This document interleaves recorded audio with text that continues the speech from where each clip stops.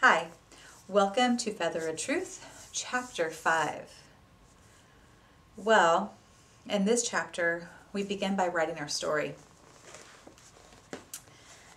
My intention with writing our story is to truly help us find our self-truth. Somewhere beneath the many layers of who we are, what brought us here, how we got here, and how we identify with who we are today is all connected to our personal life experiences. We are eternal souls. We continue to live many, many lifetimes.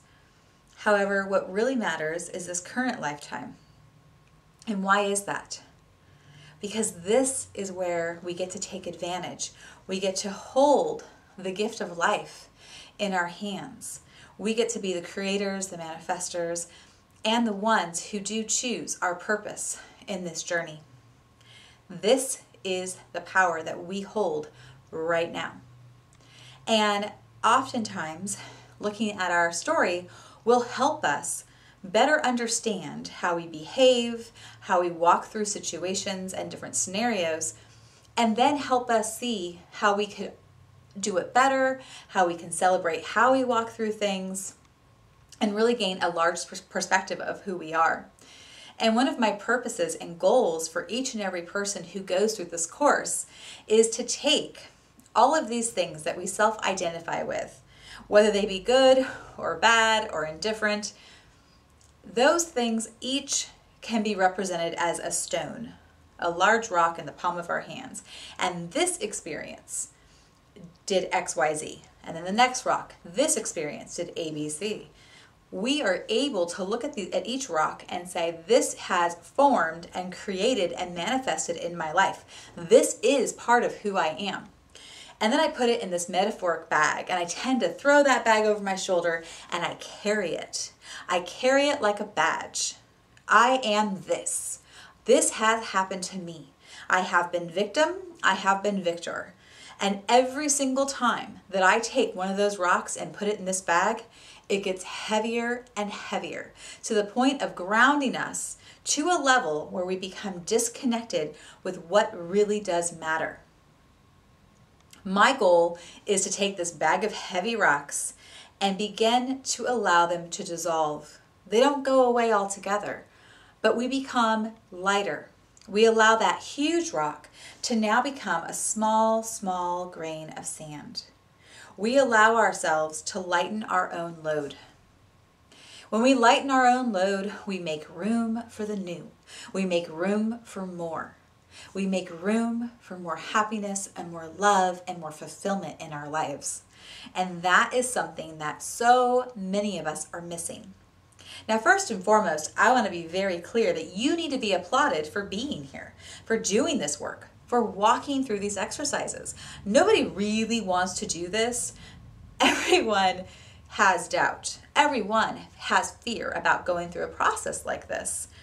However, if I were to tell you that you can live a full, happy life, that you had the power to shift your frequency, to change the channel of your life to be whatever channel you wanted to watch, the life you've always wanted, wouldn't you write that story if that's all you had to do to change the channel?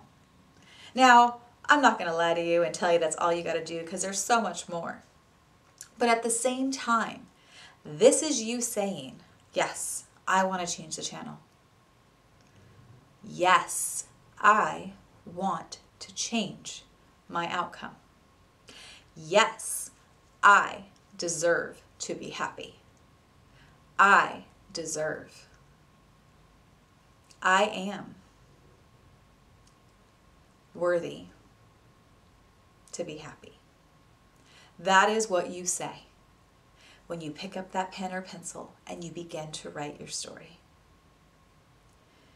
Not because we want to be self-loathing, not because we want to fall into self-pity, but because we recognize by looking back, we can look forward.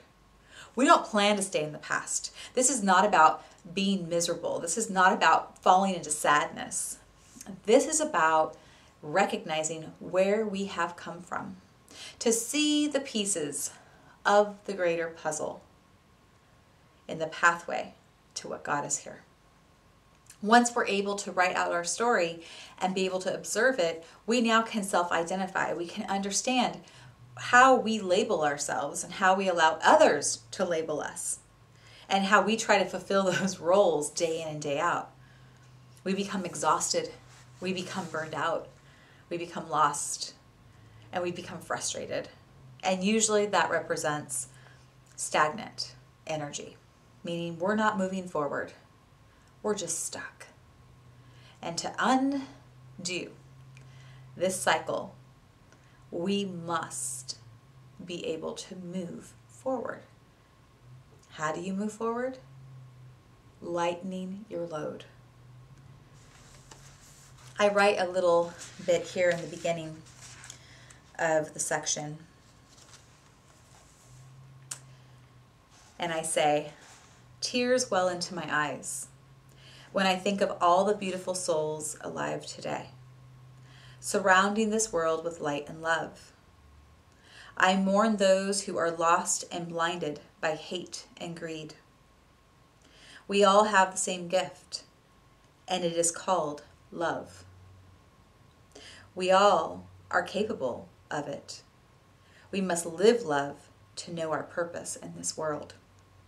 We must, and yet many are blinded by things, politics, religion, fear.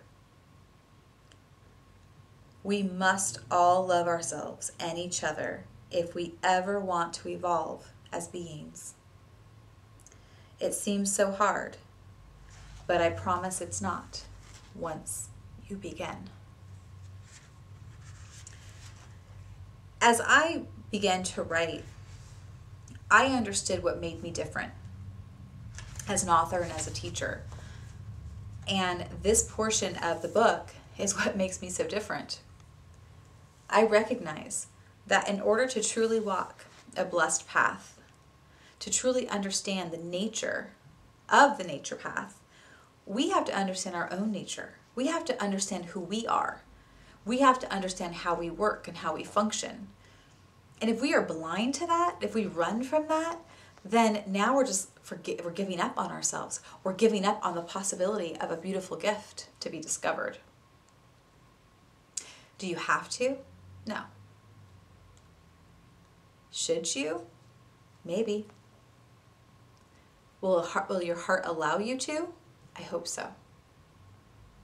If you can open your heart and allow yourself to be vulnerable for just a few moments out of your entire lifetime, just a few moments, you will find a sacred purpose within yourself that you never knew you had. It is found within the story. It is found within the repetition and the cycles that you have gone through in your lifetime.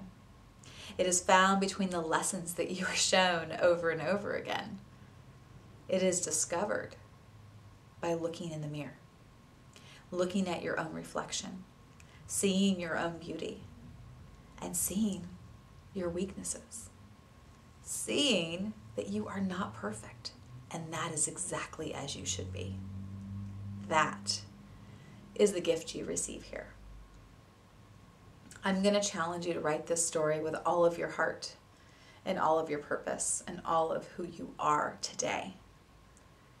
There's no one that's going to grade this. There's no right or wrong answer. But find a way to write the story of your life. And once you do, read it out loud to yourself. Hear yourself. Celebrate that you stand here today. Celebrate that everything you've gone through has brought you to this point. It's made you the person that you are. That's right. Be proud of it. And then let's allow some forgiving to begin. Then let's start to look at things with a new lens, with a new point of view. I look forward to your journey, and I wish you the best in this experience. Be open, Write with love and allow fear to be your companion versus the enemy as you write the words of your truth and your story. Blessed be. We'll see you next time.